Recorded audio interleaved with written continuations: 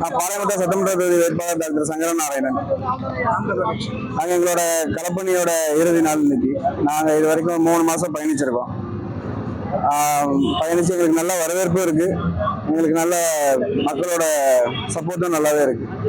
இந்த தேர்தலில் கடந்த தேர்தலுக்கு 3 மடங்கு அதிகமாகவே எங்களுக்கு சப்போர்ட் உண்டு. எங்களுக்கு நல்ல வெற்றி உண்டு, கண்டிப்பாக உண்டு. பாளையங்கோட்டை தொகுதிக்கு முக்கியமா தாமிரபரணி யாரும் சுத்தம் செய்வது, அது என்னைக்கா இருந்தாலும் பண்ணிதான் ஆகணும். அது போக பாளையங்கோட்டை மைய பகுதியில கவர்மெண்ட் ஸ்கூல் வேணும், அரசு பள்ளி வேணும் மைய பள்ளியில. அப்புறம் அடிப்படை தேவை, அடிப்படை கட்டமைப்பு இங்க ஒண்ணுமே இல்லை.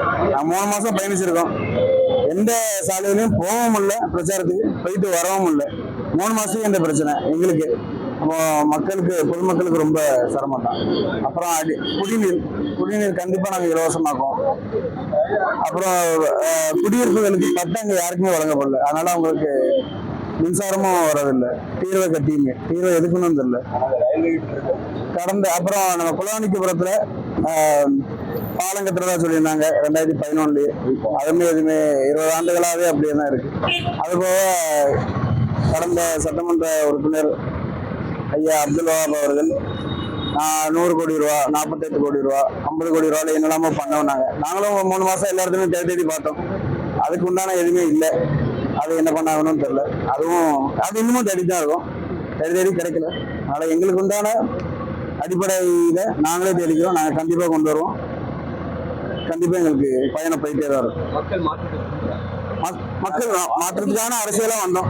மக்களும் மாற்ற அரசியல் எதிர்பார்க்காங்க. ஆனா மக்கள் புரிய இருந்துச்சு.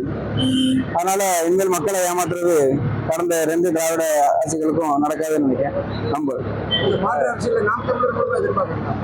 ஆமா, மாற்று அரசியல சொல்றதே நாங்க தானே. மது ஒழிப்பு இப்போ கடந்த அரசு நினைச்சா பண்ணிருக்கலாம், அவங்க பண்ணவே மாட்டேன்னு தானே சொல்றாங்க. நாங்கள் பண்ணுவோம், அதை சொல்லவா செய்யலாமே, முடியலையே. அது இஸ்லாமிய சொந்தங்களுக்கும் அவங்க எவ்வளவோ பிரச்சனைகள் இருக்கு. என்னையா சிறைவாசிகளுக்கு அவங்களுக்கு என்ன வரைக்கும் குரல் கொடுக்கலையே. ஒரு பொய் சொல்லவா செய்யலாம், அது கூட அவங்க பொய் சொல்ல கூட அவங்க யோசிக்கிறாங்களே. அப்ப நாங்க உண்மையை தானே சொல்றோம். நான் உண்மையை சொல்லிதான் எல்லா இடத்துக்கும் போறோம், எல்லா சொந்தங்கள் ஏரியாவுக்கும் போய் எல்லா உண்மையும் சொல்றோம். அதுல மறுப்பிறந்து அவங்களே தெரிவிச்சிருப்பாங்க. நீங்க எல்லா இடத்துலையும் கேட்டு பாருங்க, எதுவுமே இல்லை. என்னையா கண்டிப்பா சுத்தம் செய்யல. அதனால அதோட ஸ்டெப்பையும் நாங்க கண்டிப்பா எடுத்துதான் ஆகணும். ஏன்னா எல்லாமே அங்க இருந்தா வந்துச்சு. அதனால அது யாருமே எதுவுமே கவனிக்கிறது இல்லை.